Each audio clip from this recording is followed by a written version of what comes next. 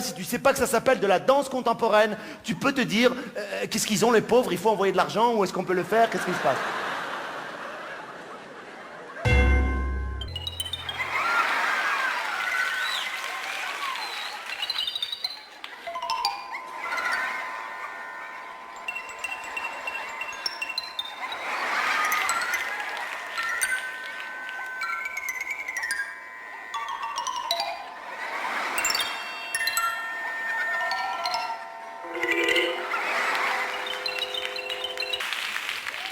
C'était un danseur contemporain.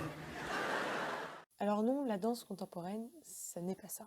Ou plutôt, ce n'est pas que ça. Tout d'abord, on distingue deux pôles, entre guillemets, dans la danse, et surtout qui se retrouvent dans l'enseignement. Il y a d'abord ces techniques issues de la danse dite savante, qui serait donc la danse classique et contemporaine. Puis, il y a les danses récréatives ou sociales, comme les danses de salon. Le hip-hop reste un vrai débat que je n'aborderai pas aujourd'hui. Donc la danse contemporaine, concrètement, qu'est-ce que c'est? D'abord, le terme contemporain, c'est quelque chose qui est de notre temps, donc en évolution constante, mais toujours lié à un passé, d'une façon ou d'une autre, soit par des ruptures, soit par des évolutions ou des petits changements. Il y a eu une première évolution de la danse depuis l'époque donc de la danse italienne qui éduquait les corps et bien souvent les jeunes nobles, jusqu'à la danse classique qu'on connaît aujourd'hui, qui est donc une danse narrative, codifiée, souvent dans une recherche de technique et de légèreté.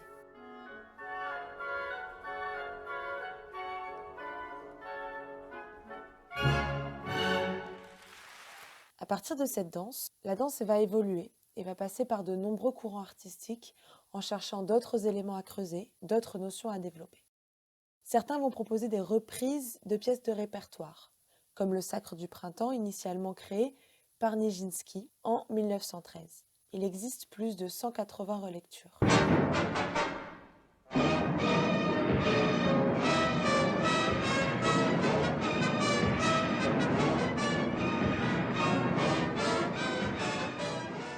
Il y a aussi par exemple Gisèle, un ballet romantique de 1841.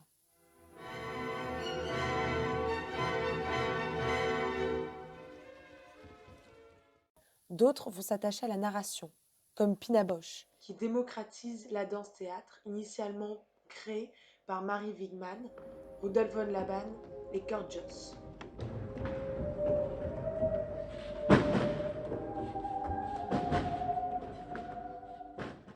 La recherche de nouvelles façons de créer le mouvement est également un grand axe de cette évolution, comme par exemple le travail de Trisha Brown aux États-Unis.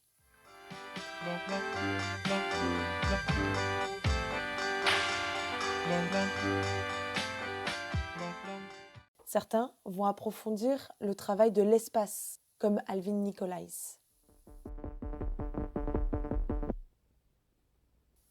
D'autres encore vont s'ancrer dans leur réalité politique, comme Kurt Jooss, qui crée la Table verte en 1932, allusion à la montée du Troisième Reich.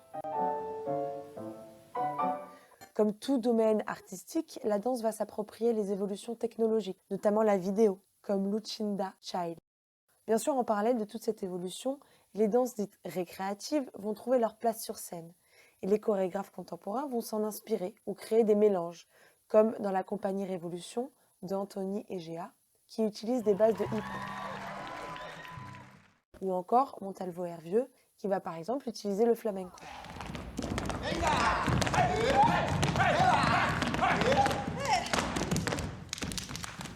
Enfin, la nouvelle danse française a été l'apogée de cette danse contemporaine, née de l'évolution de la danse américaine et allemande. Les années 80 vont voir naître de nombreux jeunes chorégraphes marquant la danse française.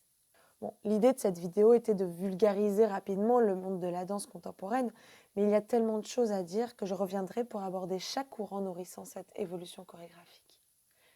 J'espère vous avoir appris certaines choses, que vous avez pris plaisir à découvrir toutes ces images, et je vous retrouve bientôt pour une prochaine vidéo.